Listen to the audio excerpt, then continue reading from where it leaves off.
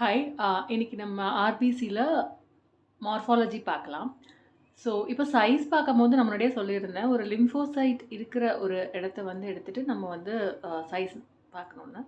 So, இப்போ இங்க நம்ம ஒரு ஸ்மால் லிம்போசைட் எடுத்திருக்கிறோம். ஸோ, இந்த ஸ்மால் லிம்போசைட்டோட சைஸ் கிடையாது. இந்த ஸ்மால் லிம்போசைட்டோட நியூக்ளியஸோட சைஸ் நம்ம வந்து கம்பேர் பண்ணணும். ஆர்பிசியோட சைஸ்ல. ஸோ, இந்த ஆர்பிசி எல்லாமே வந்து உங்களுக்கு நார்மோசைட்டிக் ஆர்பிசிஸா இருக்கு. சைஸ் வந்து கரெக்ட்டா இருக்கு. ஒரு 10% ஆஃப் ஆர்பிசிஸ் வந்து நமக்கு மைக்ரோசைட்டிக்கா இருக்கலாம் நார்மலாவே. ஸோ, அத பார்த்துட்டு நம்ம வந்து மைக்ரோசைட்டிக்கா இருக்குன்னு சொல்லக்கூடாது. ஸோ, 90% நார்மோசைட்டிக்கா இருக்கும்போது நம்ம அத நார்மோசைட்டிக் ஆர்பிசிஸ்ன்னு சொல்லலாம். அதே மாதிரி நீங்க இதில பார்த்தீங்கன்னா, பேலர் அதாவது சென்ட்ரலா இருக்கிற அந்த ஒயிட்டிஷ் ஏரியாவ தான் நம்ம வந்து பேலர்ன்னு சொல்றோம். ஸோ, அந்த பேலர் பார்த்தீங்க அப்டின்னா, இந்த இது இது ஒரு ஆர்பிசிங்கும்போது அதோட சென்ட்ரல் 1/3 பார்ட்ஸ் தான் வந்து ஒயிட்டா இருக்கு. சுத்தி இருக்கிற 2/3 வந்து உங்களுக்கு ஹீமோகுளோபினைஸ்டா இருக்கு. ஸோ, அந்த மாரி இருக்கும்போது இத வந்து நம்ம நார்மோக்ரோமிக். இப்ப இந்த ஆர்பிசி 12:00 பொசிஷன்ல நான் ஒரு ஆர்பிசில ஒரு ஆரோ மார்க் வச்சிருப்பேன். உங்களுக்கு தெரியும்னு நெனைக்கிறேன். ஸோ, இதுல சென்ட்ரல் 1/3 மட்டும் ஒயிட்டா இருக்கு. சுத்தி இருக்கிற 2/3 வந்து உங்களுக்கு ஹீமோகுளோபினைஸ்டா இருக்கு. ஸோ, இதுதான் ஒரு நார்மோசைட்டிக் நார்மோக்ரோமிக் ஆர்பிசி.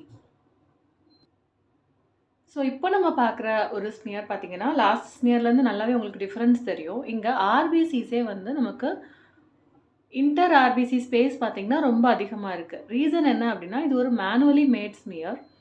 மெஷின் மேட் ஸ்மியருக்கும், மேனுவல் ஸ்மியருக்கும் என்ன டிஃபரன்ஸ் அப்டின்னா, மெஷின்ல ஸ்மியர் பண்ணும்போது, அந்த சாம்பிளோட ஹெமட்டோக்ரிட்டுக்கு தகுந்த மாதிரி ஸ்மியரிங் ஆங்கிள் எப்போதுமே மாறி, உங்களுக்கு ஆர்பிசிஸ் வந்து ஈவன்லி டிஸ்ட்ரிபியூட்டடா ஆக்கிரும். லைக் அனீமிக் பேஷண்ட்ஸ்ல உங்களுக்கு ஆர்பிசி கவுண்ட் கம்மியா இருக்கும்.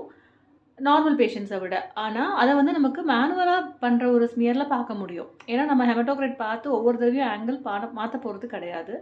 ஸோ, இதெல்லாம் வந்து மேனுவலி மேட் ஸ்மியர்ஸ். அதனால இப்ப இங்க ஆர்பிசி கவுண்ட் கம்மியா இருக்கு பேஷண்ட்டுக்குங்கிறதுனால, நம்மளோட ஸ்மியர்ல ஆர்பிசிஸ் தள்ளி தள்ளி இருக்கு. இதுக்கு முன்னாடி நம்ம பார்த்த ஸ்மியர்ல வந்துட்டு, ஆர்பிசிஸ் இத விட நெருக்கமா நமக்கு டிஸ்ட்ரிபியூட் ஆயிருந்தது. இல்லையா?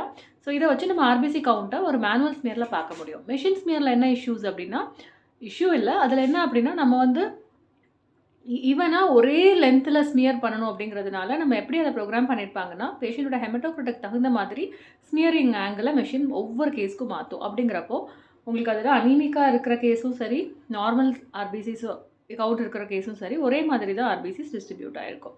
இப்ப நடுவுல இருக்கிறது ஒரு லிம்போசைட். ஸோ, இந்த லிம்போசைட்டோட இப்போ இது வந்து ஒரு லிம்போசைட். இந்த லிம்போசைட்டோட சைஸ கம்பேர் பண்ணும்போது உங்களுக்கு இதெல்லாம் வந்து ஹால்ஃப் த சைஸ் தான் இருக்கு இல்லையா?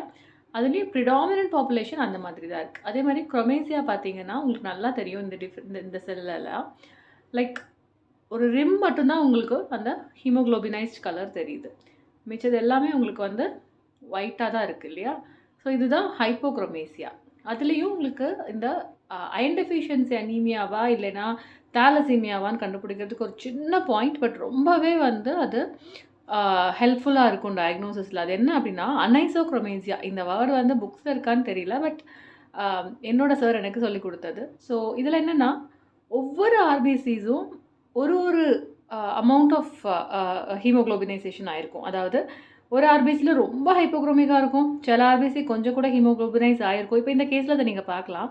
சில ஆர்பிசிஸ் ரொம்ப தின் ரிம் ஆஃப் ஹீமோகுளோபினைசேஷன் மட்டும் தான் இருக்கு. சில இதுல அப்படி இல்ல. ஒரு 2/3 வந்து உங்களுக்கு ஸ்பெல்லர் வருது அவ்வளோதான். ஸோ அந்த மாதிரி ஒவ்வொரு ஆர்பிசியும் ஒரு ஸ்டேட் ஆஃப் ஹைப்போக்ரோமேசியால இருந்தது. சிலது மைல்டு, சிலது மாடரேட், சிலது severe. Mostly moderate and severe ஆல்டர்னேட்டிவா அந்த மாரி இருந்ததுன்னா, அது அயர்ன் டெஃபிஷியன்சி அனீமியா. ஏன் அப்படின்னா, இது வந்து முதல்ல அயர்ன் நெறைய இருந்திருக்கும் பேஷண்ட்டுக்கு. ஸோ ஓரளவு ஹீமோகுளோபினைஸ்டா ஆர்பிசிஸ் வர ஆரம்பிச்சிருக்கும். அதுக்கப்புறம் அயர்ன் ஸ்டேட்டஸ் கம்மி ஆக ஹைப்போக்ரோமேசியா கூடிக்கிட்டே போயிருந்திருக்கும். ஸோ நமக்கு வந்து 3 மந்த்ஸா உள்ள எல்லா ஆர்பிசியும் ஒரு ஆர்பிசியோட லைஃப் ஸ்பேன் எவ்வளோ? 120 டேஸ் நம்ம எல்லாருக்கும் தெரியும். அப்படிங்கிறப்போ 120 டேஸா ப்ரொடியூஸ் ஆன ஆர்பிசிஸ் நமக்கு பிளட் சர்க்குலேஷன்ல இருக்கும் இல்லையா? அப்படிங்கிறப்போ நமக்கு 120 டேஸ்க்கு முன்னாடி பேஷண்ட்டோட அயர்ன் ஸ்டேட்டஸும் இப்பவும் ஒரே மாரி இருக்காது. கம்மியாகிட்டே டெப்ளீனிஷ் ஆயிட்டே வந்துட்டுருக்கும் அயர்ன் டெஃபிஷியன்சி அனீமியாங்கிறப்போ. அதனால அப்போ இருந்த ஆர்பிசியும் இருக்கும், இப்போ இருக்கிற ஆர்பிசியும் இருக்கும். அதனால ரொம்ப ஹைப்போக்ரோமிக்கா இருக்க ஆர்பிசி இப்போ இருக்கிறதும், முன்னாடி ஓரளவு ஹீமோகுளோபின் இருந்த ஆர்பிசி, அது ஓரளவு அயர்ன் கன்டென்ட் இருந்த ஆர்பிசிஸும் சேர்ந்து இருக்கிறதுனால நமக்கு அனைசோக்ரோமேஷியா இருக்கும். அது ஒரு feature of iron deficiency anaemia. இத வந்து நீங்க இந்த கேஸ்ல பார்க்க முடியுது. பட் தாலசீமிக் பேஷண்ட்ஸ்ல இது இருக்காது. தாலசீமியால எப்படி இருக்கும்னா, எல்லா ஆர்பிசியும் ஒரே மாரி ஹீமோகுளோபினைஸ் ஆயிருக்கும். ஏன்னா, அங்க பிரச்சனை ஹீம்ல கிடையாது, குளோபின்ல இல்லையா? அதுவும் அவங்களுக்கு எல்லா ஆர்பிசி ப்ரொடியூஸ் ஆகும்போதும் அதே இஷ்யூ இருக்கிறதுனால, அவங்களுக்கு எல்லா ஆர்பிசியும் ஒரே குரோமேஷியால தான் இருக்குமே தவிர, இந்த மாரி அனைசோக்ரோமேசியா வந்து இருக்காது.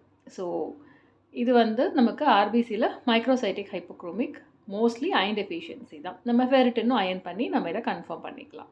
Thank you.